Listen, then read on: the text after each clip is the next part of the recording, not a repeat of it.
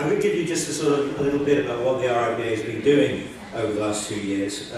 It's been an incredibly busy time, I guess, set against an emerging economy. But the RIBA is quite a large organisation. You know, it employs 500 people, a turnover of 40 million. There are 11 regions. It has its relationship with the Royal Society of Ulster Architects and the Royal Corporation of Architects in Scotland.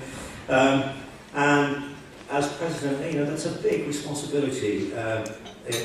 Outwardly you are the president, inwardly you are the chair of that organisation, and it has a 5-year vision, which we're coming to the end of now, entitled Leading Architecture, which is which was the first time we set down a vision for the institute. And you know, I'd seen previous presidents come in and make promises, because you're only in office for 2 years. There's a limit to how much one can deliver in 2 years, but I came into office saying that I wanted to deliver a few things well, but using that vision document as a spine for what I wanted to achieve. And they were basically in 4 areas. I wanted to deal with issues of outreach, education, membership empowerment, and opportunities. And I guess I was very fortunate because we have some amazing committed staff at the Institute, and a lot of those, in those 4 areas, a lot of the projects have been enabled, and so my role was really just supporting them. And I, in taking office, was very reflecting on the presidency of Sir Richard McCormack, who tragically died during our presidential term. His former partner, David Pritchard's here tonight. It's good to see David. But Richard was very instrumental in getting what was a very internalised organisation, looking outwardly, and promoting architecture to a wider public. And that was very much a core of what I wanted to achieve. Very early on in my presidential term, we relaunched architecture.com website, and already we've seen a real increase in dwell time, people engaging with architecture as never before. What's not commonly known is that the RIBA owns one of the most important collections of drawings, models and photographs in the world. There are 4 million items in the collection, ranging from original drawings by Christopher Wren, André Palladio, Le Corbusier, Charles Ray McIntosh. I think I had a drawing in that collection as well as others. But we've never been able to exhibit anything from our collection because our headquarters building in Portland Place in London had no environmental control. So very early on in my presidency, I launched a competition to refashion the ground floor and established an international museum standard gallery designed by a wonderful young practice, Carmody Grork. And I'll never forget, February, so only 5 months after being president, the inaugural exhibition, which was entitled The Brits Have Built the Modern World.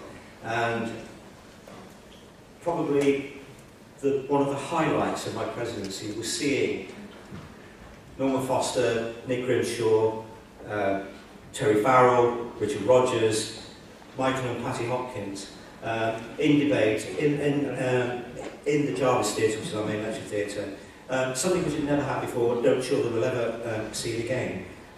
It was extraordinary. And that was in partnership with the BBC.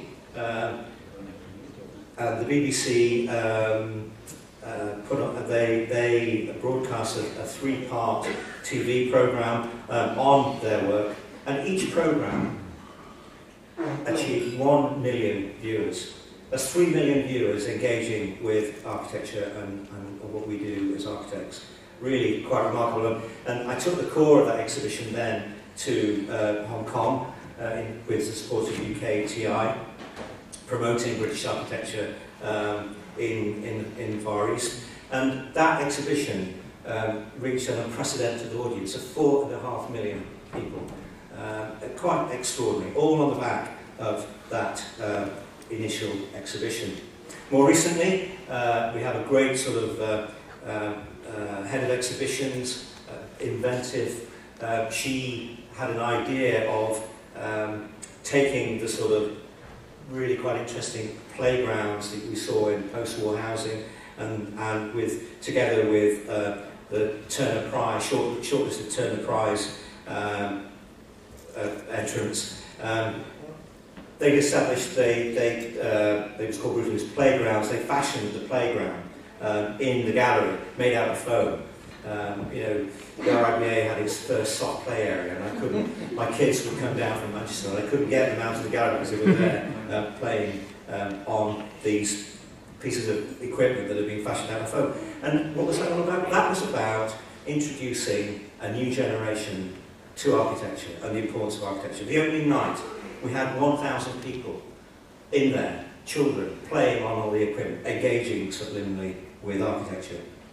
And since the gallery was opened in February, for those of you who know 66 Portland Place with its very awkward revolving door, we've now had over 100,000 members of the public coming through the doors of that institute, engaging with architecture. It's been a remarkable achievement over the last 2 years. And next year, we're going to be opening a sister gallery in Liverpool at Man Island. So for the first time, those exhibitions that start in London will be able to start to travel regionally, and I want to see, although beyond my term, go beyond. I have an ambition that we might establish one in the northeast, but again, just promoting to a wider audience the importance of architecture and what we do.